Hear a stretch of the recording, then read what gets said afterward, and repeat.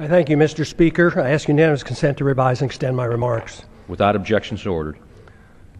Mr. Speaker, this may be the last time I speak on the House floor. At the end of the year, I'll leave Congress after 23 years in office over a 36-year period.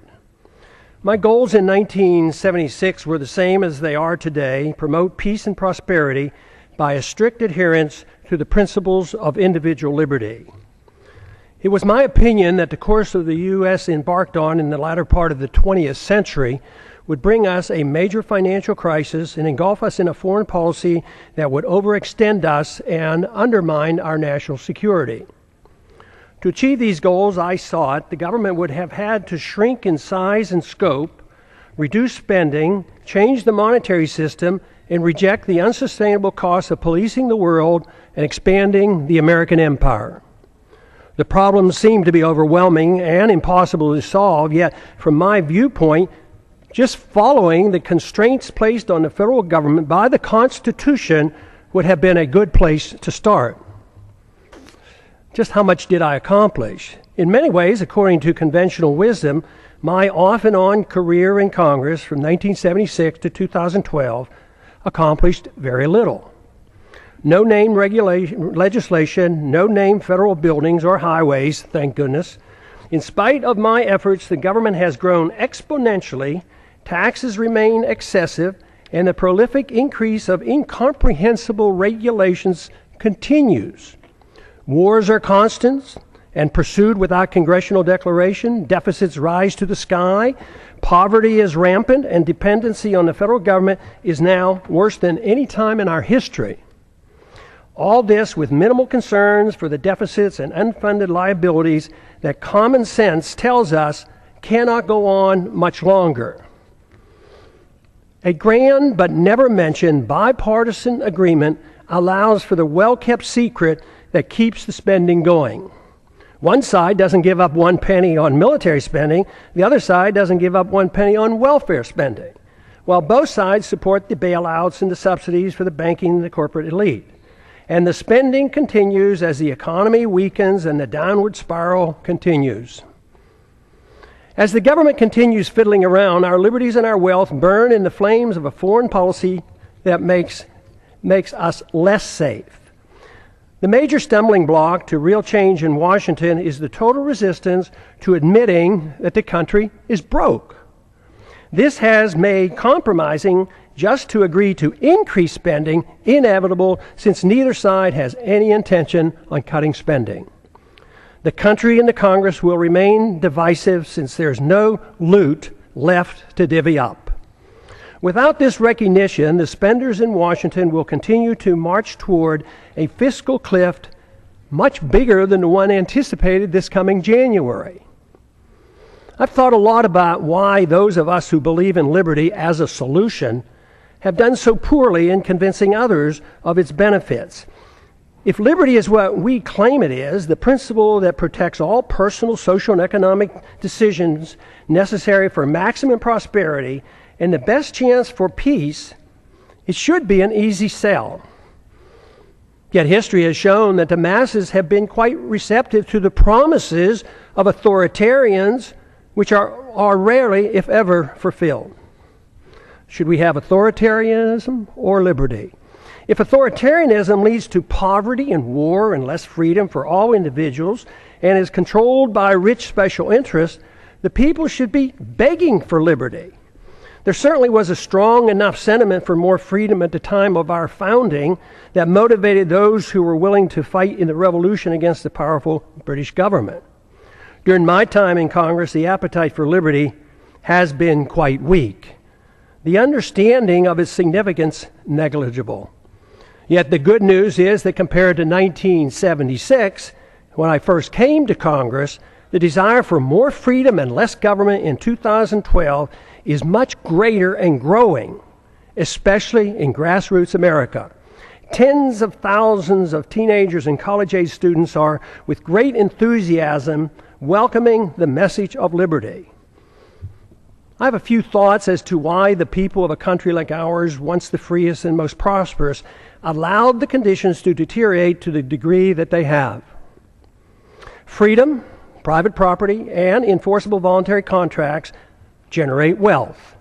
In our early history, we were very much aware of this. But in the early part of the 20th century, our politicians promoted the notion that the tax and monetary system had to change. If we were to involve ourselves in excessive domestic and military spending, that is why Congress gave us the Federal Reserve and the income tax. The majority of Americans and many government officials agreed that sacrificing some liberty was necessary to carry out what some claim to be progressive ideas. Pure democracy became acceptable.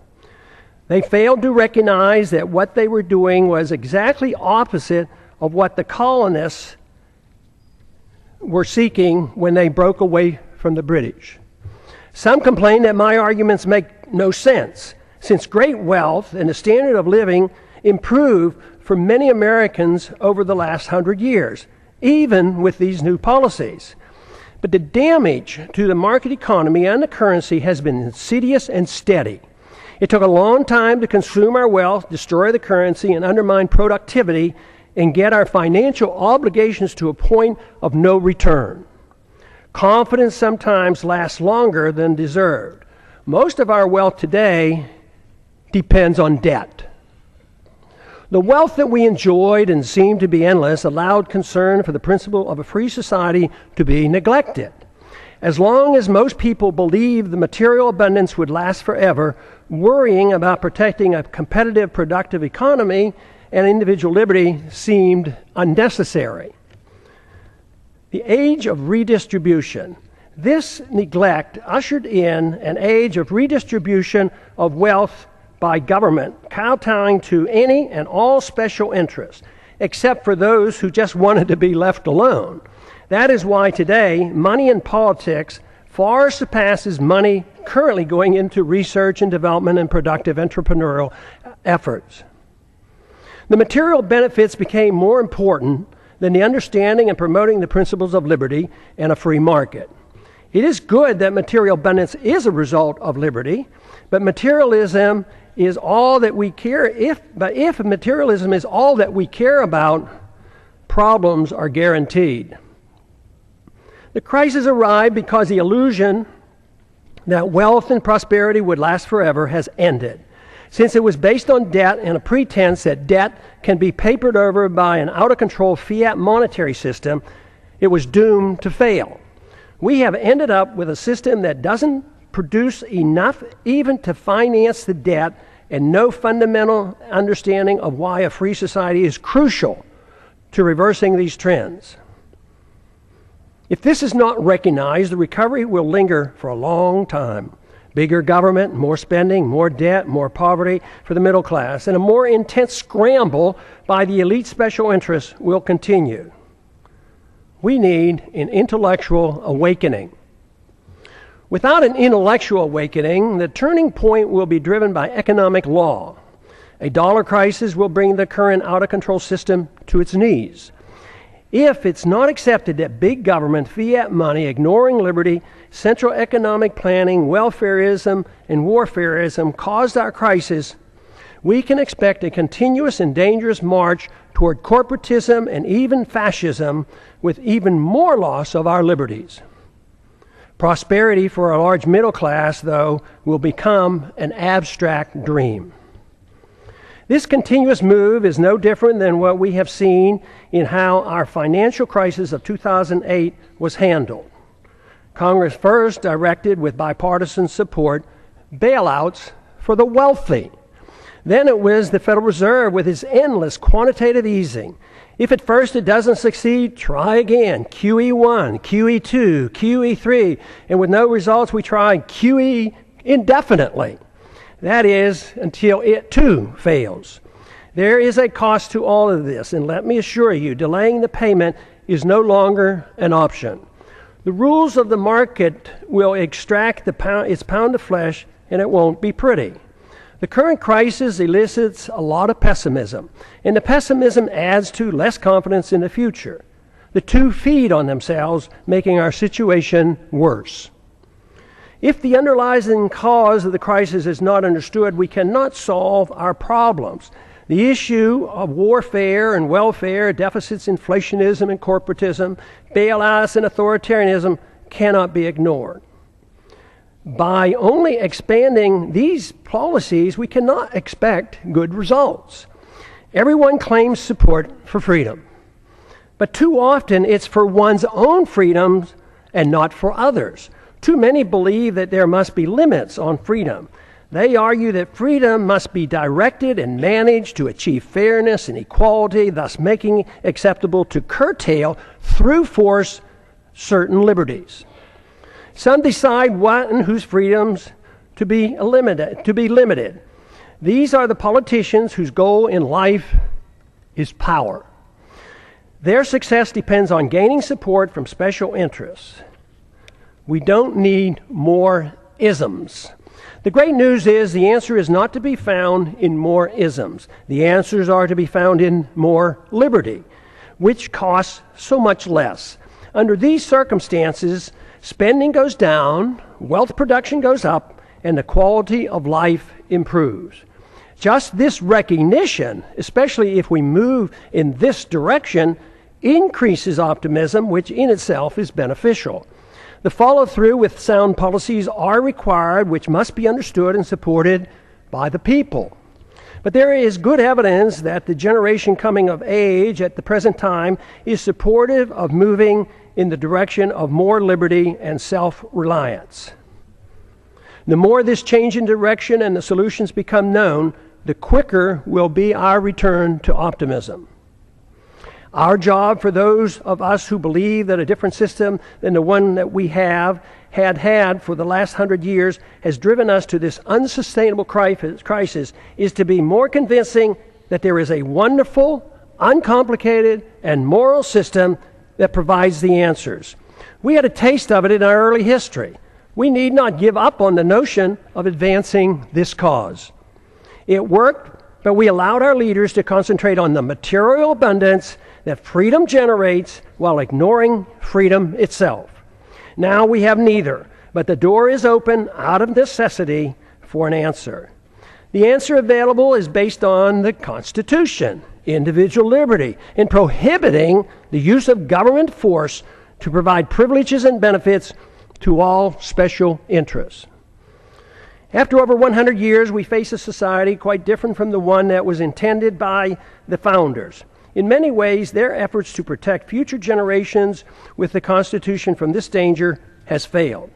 Skeptics at the time of the Constitution, was written in 1787, warned us of today's possible outcome.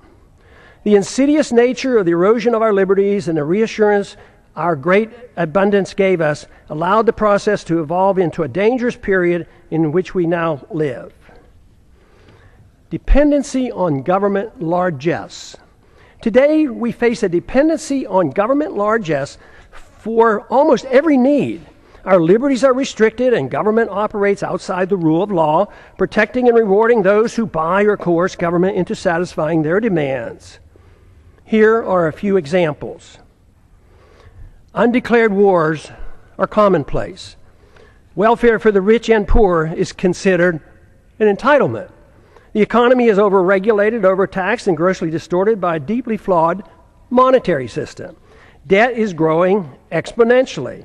The Patriot Act and FISA legislation passed without much debate have resulted in a steady erosion of our Fourth Amendment rights. Tragically, our government engages in preemptive war, otherwise known as aggression, with no complaints from the American people. The drone warfare we are pursuing worldwide is destined to end badly for us as the hatred builds, for innocent lives lost and the international laws flaunted. Once we are financially weakened and militarily challenged, there will be a lot of resentment thrown our way. It's now the law of the land that the military can arrest American citizens, hold them indefinitely without charges or a trial. Rampant hostility toward free trade is supported by a large number in Washington. Supporters of sanctions, currency manipulation, and WTO trade retaliation call the true free traders isolationists. Sanctions are used to punish countries that don't follow our orders. Bailouts and guarantees of all kinds of misbehavior are routine. Central economic planning through monetary policy, regulations, and legislative mandates has been acceptable policy. I have a few questions. Excessive government has created such a mess, it prompts many questions. Why are sick people who use medical marijuana put in prison? Why does the federal government restrict the drinking of raw milk? Why can't American manufacturers rope and other products from hemp? Why are Americans not allowed to use gold and silver as legal tender as mandated by the Constitution? Why is Germany concerned enough to consider repatriating their gold held by the Fed for her in New York? Is it that the trust in the U.S. and dollar supremacy beginning to wane? Why do our political leaders believe it's necessary to thoroughly audit? Why do our political leaders believe it's unnecessary to thoroughly audit our own gold? Why can't Americans decide which type of light bulbs they can buy? Why is it the TSA permitted to abuse the rights of any American traveling by air? Why should there be mandatory sentences, even up to life, for crimes without victims, as our drug laws require? Why have we allowed the federal government to regulate commodes in our homes? Why is it political suicide for anyone to criticize AIPAC? Why haven't we given up on the drug war, since it's an obvious failure and violates the people's rights? Has nobody noticed that the authorities can't even keep drugs out of the prisons? How can making our entire society a prison solve the problem? Why do we sacrifice so much getting necessarily involved in border disputes and civil strife around the world and ignore the root cause of the most dangerous, deadly border in the world, the one between Mexico and the United States? Why does Congress willingly give up its prerogatives to the executive branch? Why does changing the party in power never change policy? Could it be that the views of both parties are essentially the same? Why did the big banks, the large corporations, and foreign banks and foreign central banks get bailed out in 2008, and the middle class lost their jobs and their homes? Why do so many in the government and the federal officials believe that creating money out of thin air creates wealth?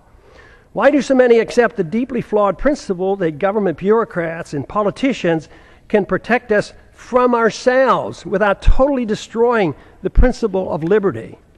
Why can't people understand that war always destroys wealth and liberty?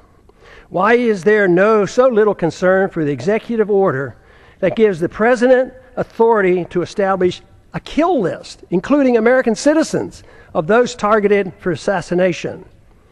Why is patriotism thought to be blind loyalty to the government and the politicians who run it, rather than loyalty to the principles of liberty and support for the people? Real patriotism is a willingness to challenge the government when it's wrong. Why is it claimed that if people won't or can't take care of their own needs, that people in government are able to do it for them? Why did we ever give the government a safe haven for initiating violence against the people? Why do so many members defend free markets but not civil liberties? Why do so many members defend civil liberties but not free markets? Aren't they the same? Why don't more defend both economic liberty and personal liberty? Why are there not more individuals who seek to intellectually influence others to bring about positive changes, those who seek changes, than those who seek power to force others to obey their commands? Why does the use of religion to support a social gospel and preemptive wars, both of which require authoritarians to use violence or the threat of violence, go unchallenged? Aggression and forced redistribution of wealth has nothing to do with the teachings of the world's great religions. Why do we allow the government and the Federal Reserve to disseminate false information dealing with both economic and foreign policy? Why is democracy held in such high esteem when it's the enemy of the minority and makes all rights relative to the dictates of the majority. Why should anyone be surprised that Congress has no credibility, since there's such a disconnect between what politicians say and what they do? Is there any explanation for all the deception, the unhappiness, the fear of the future, the loss of confidence in our leaders, the distrust and the anger and frustration? Yes, there is. And there's a way to reverse these attitudes. The negative perceptions are logical and a consequence of bad policies bringing about our problems. Identification of the problems and recognizing the cause allow the proper changes to come easily. We should have more trust in ourselves, less in the government. Too many people have far too long placed too much confidence and trust in government and not enough in themselves. Fortunately, many are now becoming aware of the seriousness of the gross mistakes of the past several decades. The blame is shared by both political parties. Many Americans now are demanding to hear the plain truth of things and want the demagoguing to stop. Without this first step, solutions are impossible. Seeking the truth and finding the answers in liberty and self-reliance promotes the optimism necessary for restoring prosperity. The task is not that difficult if politics doesn't get in the way. We have allowed ourselves to get into such a mess for various reasons. Politicians deceive themselves as to how wealth is produced. Excessive confidence is placed in the judgment of politicians and bureaucrats. This replaces the confidence in a free society. Too many in high places of authority became convinced that only they, armed with arbitrary government power, can bring about fairness while facilitating wealth production. This always proves to be a utopian dream and destroys wealth and liberty. It impoverishes the people and rewards the special interests who end up controlling both parties. It's no surprise that much of what goes on in Washington is driven by aggressive partisanship and power seeking, with philosophic differences being minor. Economic ignorance is commonplace. Keynesianism continues to thrive, although today it is facing healthy, enthusiastic rebuttals. Believers in military Keynesianism and domestic Keynesianism continue to desperately promote their failed policy as the economy languishes in a deep slumber. Supporters of all government edicts use humanitarian arguments to justify them. Humanitarian arguments are always used to justify government mandates related to the economy, monetary policy, foreign policy, and personal liberty. This is on purpose to make it more difficult to challenge. But initiating violence for humanitarian reasons is still violence. Good intentions are no excuse and are just as harmful as when the people use and force with bad intentions. The results are always negative. The immoral use of force is the source of man's political problems. Sadly, many religious groups, secular organizations, and psychopathic authoritarians endorse government-initiated force to change the world.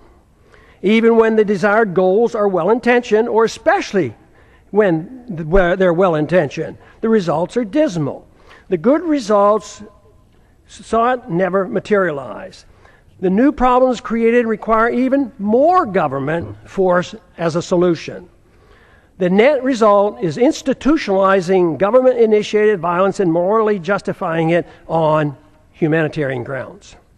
This is the same fundamental reason our government uses force for invading other countries at will, central economic planning at home, and the regulation of personal liberty and habits of our citizens.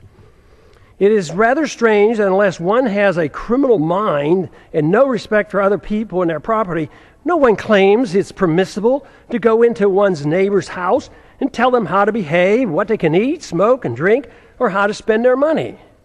Yet, rarely is it asked why is it morally acceptable that a stranger with a badge and a gun can do the same thing in the name of law and order. Any resistance is met with brute force, fines, taxes, arrests, and even imprisonment. This is done more frequently every day without a search warrant. No government monopoly over initiating violence is what we need. Restraining aggressive behavior is one thing, but legalizing A government monopoly for initiating aggression can only lead to exhausting liberty associated with chaos, anger, and a breakdown of civil society. Permitting such authority and expecting a saintly behavior from the bureaucrats and the politicians is a pipe dream. We now have a standing army of armed bureaucrats in the TSA, CIA, FBI, Fish and Wildlife, FEMA, IRS, Corps of Engineers, etc., numbering over 100,000. Citizens are guilty until proven innocent in the unconstitutional administrative courts. Government in a free society should have no authority to meddle in the social activities or the economic transactions of individuals, nor should government meddle in the affairs of other nations. All things peaceful, even when controversial, should be permitted. We must reject the notion of prior restraint in economic activity, just as we do in the area of free speech and religious liberty. But even in these areas, government is starting to use a backdoor approach of political correctness to regulate speech, a very dangerous trend. Since 9/11, monitoring speech on the internet is now a problem since warrants are no longer required. The proliferation of federal crimes. The Constitution established 4 federal crimes. Today, the experts can't even agree on how many federal crimes are now on the books. They number into the thousands. No one person can comprehend the enormity of the legal system, especially the tax code. Due to the ill-advised drug wars and the endless federal expansion of the criminal code, we have over 6 million people under correctional suspension, more than the Soviets ever had and more than any other nation today, including China. I don't understand the complacency of the Congress and the willingness to continue their obsession with passing more federal laws. Mandatory sentencing laws associated with drug laws have compounded our prison problems. The Federal Register is now 75,000 pages long and the tax code 72,000 pages and expands every year. When will the people start shouting, "Enough is enough," and demand Congress to cease and desist?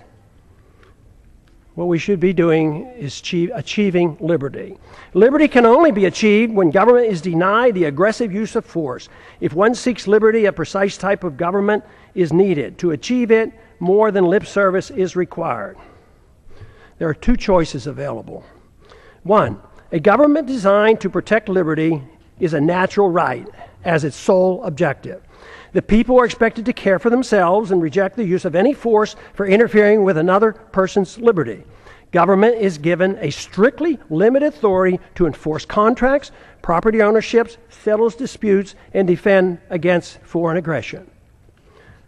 Number 2, a government that pretends to protect liberty but is granted power to arbitrarily use force over the people and foreign nations.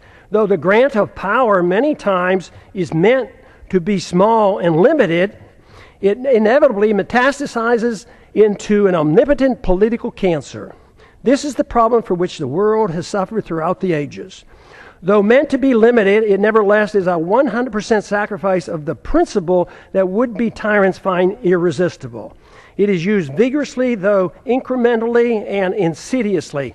Granting power to government officials always proves the adage that power corrupts. Once government gets a limited concession for the use of force to mold people's habits and plan the economy, it causes a steady erosion and a steady move toward tyrannical government. Only a revolutionary spirit can reverse the process and deny the government this arbitrary use of aggression. There is no in-between. Sacrificing a little liberty for imaginary safety always ends badly. Today's mess is a result of Americans accepting option number 2, even though the founders attempted to give us option number 1. The results are not good. As our liberties have been eroded, our wealth has been consumed. The wealth we see today is based on debt and a foolish willingness on the part of foreigners to take our dollars for goods and services. Then they loan them back to us to perpetuate our debt system. It's amazing that it has worked for this long, but the impasse in Washington in solving our problems indicate that many are starting to understand the seriousness of this worldwide debt crisis and the dangers we face. The longer this process continues, the harsher the outcome will be. The financial crisis is actually a moral crisis.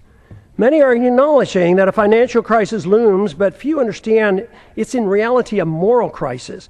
It's the moral crisis that has allowed our liberties to be undermined and permits the exponential growth of illegal government power. Without a clear understanding of the nature of the crisis, it will be difficult to prevent a steady march toward tyranny and the poverty that will accompany it. Ultimately, the people have to decide which form of government they want, option number 1 or option number 2. There is no other choice. Claiming there is a choice of a little tyranny is like describing pregnancy as a touch of pregnancy. It is a myth to believe that a mixture of free markets and government central economic planning is a worthy compromise. What we see today is a result of that type of thinking, and the results speak for themselves. A culture of violence. Americans now suffer from a culture of violence.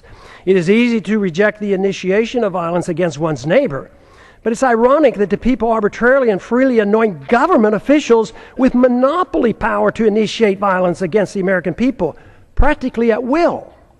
Because it's the government that initiates force, most people accept it as being legitimate. Those who exert the force have no sense of guilt. It is believed by too many, that governments are morally justified in initiating violence supposedly to do good. They incorrectly believe that this authority has come from the consent of the people. The minority, or victims of government violence, never consented to suffer the abuse of government mandates, even when dictated by the majority. Victims of TSA excesses never consented to this abuse. This attitude has given us a policy of initiating war to do good as well. It is claimed that war to prevent war for noble purposes is justified. This is similar to what we were once told that, quote, destroying a village to save a village, close quote, was justified. It was said by a U.S. Secretary of State that the loss of 500,000 Iraqis, mostly children, in the 1990s as a result of American bombs and sanctions was worth it to achieve the good we brought to the people of Iraq. And look at the mess that Iraq is in today. Government use of force to mold social and economic behavior at home and abroad has justified individuals using force on their own terms. The fact that violence by government is seen as morally justified is the reason why violence will increase when the big financial crisis hits and becomes a political crisis as well. First, we recognize that individuals shouldn't initiate violence. Then we give the authority to the government. Eventually, the immoral use of government violence, when things go badly, will be used to justify an individual's right to do the same thing. Neither the government nor individuals have the moral right to initiate violence against another, yet we are moving toward the day when both will claim this authority. If this cycle is not reversed, society will break down. When needs are pressing and conditions deteriorate and rights become relative to the demands and the whims of the majority, it's then not a great leap for individuals to take it upon themselves to use violence to get what they claim is theirs.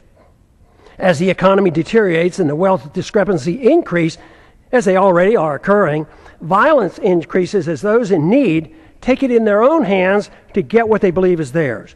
They will not wait for a government rescue program. When government officials wield power over others to bail out the special interests, even with disastrous results to the average citizens, they feel no guilt for the harm they do. Those who take us into undeclared wars, with many casualties resulting, never lose sleep over the deaths and the destruction their bad decisions caused. They are convinced that what they do is morally justified, and the fact that many suffered just can't be helped. When the street criminals do the same thing, they too have no remorse, believing that they are only taking what is rightfully theirs.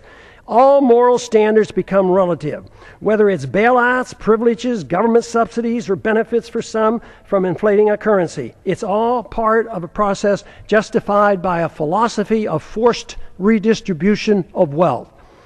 Violence or a threat of such is the instrument required and unfortunately is of little concern of most members of Congress. Some argue it's only a matter of fairness, that those in need are cared for. There are two problems with this. First, the principle is used to provide a greater amount of benefits to the rich than to the poor. Second, no one seems to be concerned about whether or not it's fair to those who end up paying for all the benefits. The costs are usually placed on the backs of the middle class and are hidden from the public eye. Too many people believe government handouts are free, like printing money out of thin air and there's no cost. That deception is coming to an end. The bills are coming due, and that's what the economic slowdown is all about.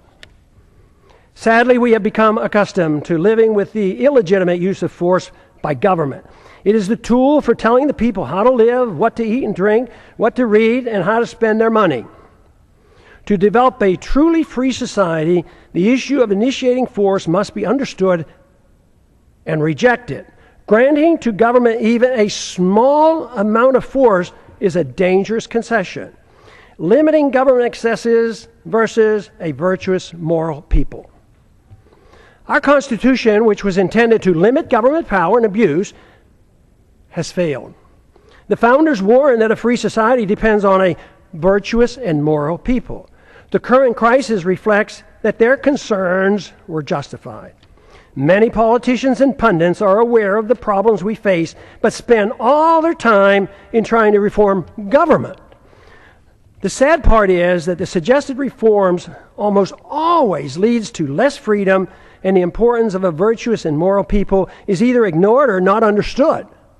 The new reforms serve only to further undermine liberty. The compounding effect has given us the steady erosion of liberty and the massive expansion of debt.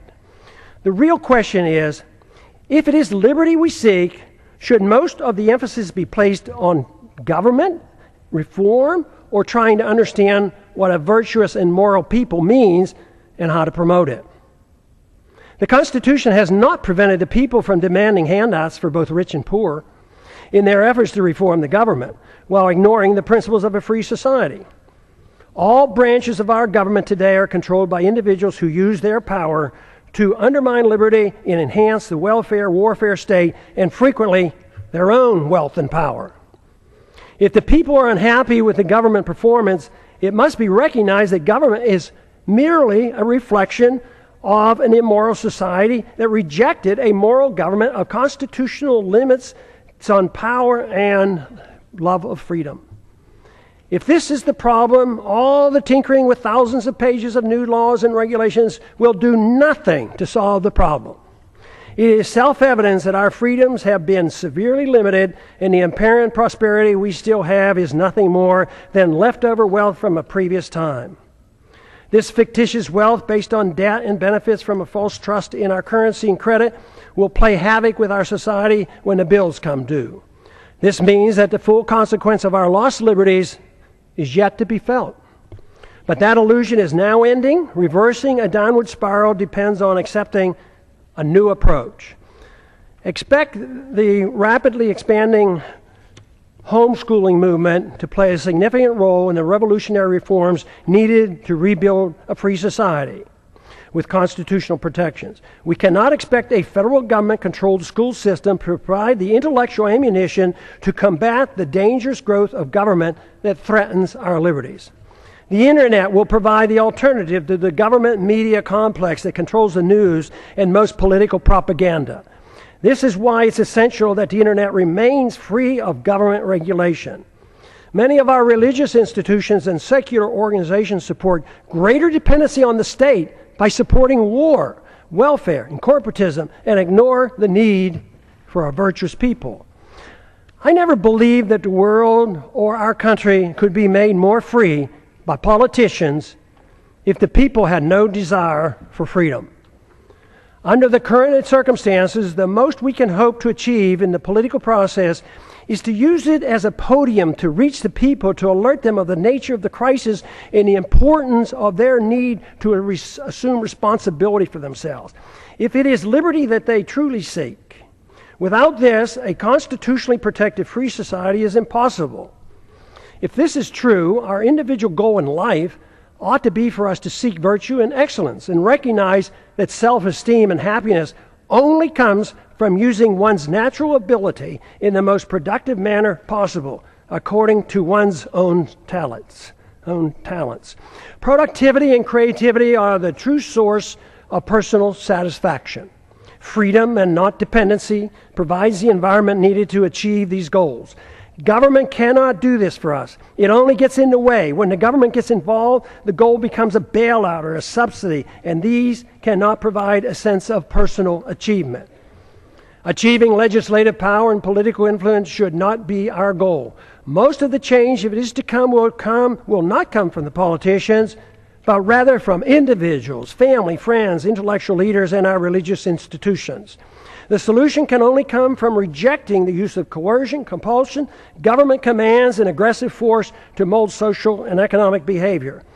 Without accepting these restraints, inevitably the consensus will be to allow the government to mandate economic equality and obedience to the politicians who gain power and promote an environment that smothers the freedoms of everyone. It is then that the responsible individuals who seek excellence and self-esteem by being self-reliant and productive become the victims. In conclusion, what are the greatest dangers that the American people face today that impede the goal of a free society? There are 5. The continuous attack on our civil liberties, which threaten the rule of law and our ability to resist the onrush of tyranny. Number 2, violent anti-Americanism that has engulfed the world. Because the phenomenon of blowback is not understood or denied, our foreign policy is destined to keep us involved in many wars that we have no business being in. National bankruptcy and a greater threat to our national security will result. Number 3, the ease in which we go to war, without a declaration by Congress, but accepting international authority from the UN or NATO, even for preemptive wars, otherwise known as aggression. A financial political crisis as a Number 4, a financial political crisis as a consequence of excessive debt, unfunded liabilities, spending, bailouts, and gross discrepancy in wealth distribution, going from the middle class to the rich. The danger of central economic planning by the Federal Reserve must be understood. World government taking over local and U.S. sovereignty by getting involved in the issues of war, welfare, trade, banking, a world currency, taxes, property, ownership, and private ownership of guns must be addressed. Happily, there's an answer for these very dangerous trends. What a wonderful world it would be if everyone accepted the simple moral premise of rejecting all acts of aggression. The retort to such a suggestion is always, it's too simplistic, too idealistic, impractical, naive, utopian, dangerous, and unrealistic to strive for such an ideal. The answer to that is that for thousands of years, the acceptance of government force to rule over the people at the sacrifice of liberty was considered moral and the only available option for achieving peace and prosperity. What could be more utopian than that myth? Considering the results, especially looking at the state-sponsored killing by nearly every government during the 20th century, estimated to be in the hundreds of millions of people, it's time to reconsider this grant of authority to the state. No good has ever come from granting monopoly power to the state to use aggression against the people to arbitrarily mold human behavior. Such power, when left unchecked, becomes the seed of an ugly tyranny. This method of governance has been adequately tested, and the results are in. The reality dictates we try liberty. The idealism of non-aggression and rejecting the offensive use of force should be tried. The idealism of government-sanctioned violence has been abused throughout history and is the primary source of poverty and war. The theory of a society being based on individual freedom has been around for a long time. It's time to take a bold step and actually permit it by advancing this cause rather than taking a step backwards as some would like us to do today. Today, the principles of habeas corpus, established when King John signed the Magna Carta in 1215, is under attack in our own government. There's every reason to believe that a renewed effort with the use of the internet, that we can instead advance the cause of liberty by spreading an uncensored message that will serve to rein in government authority and challenge the obsession with war and welfare. What I'm talking about is a system of government guided by the moral principles of peace and tolerance. The founders were convinced that a free society could not exist without a moral people. Just writing rules won't work if the people choose to ignore them. Today, the rule of law written in the Constitution has little meaning for most Americans, especially those who work in Washington, D.C. Benjamin Franklin claimed, quote, "Only a virtuous people are capable of freedom." John Adams concurred, quote, "Our Constitution was made for a moral and religious people. It is wholly inadequate for the government of any other." A moral people must reject all violence in an effort to mold people's beliefs or habits. A society that boos or ridicules the golden rule is not a moral society. All great religions endorse the golden rule. The same moral standards that individuals are required to follow should apply to all government officials. They cannot be exempt.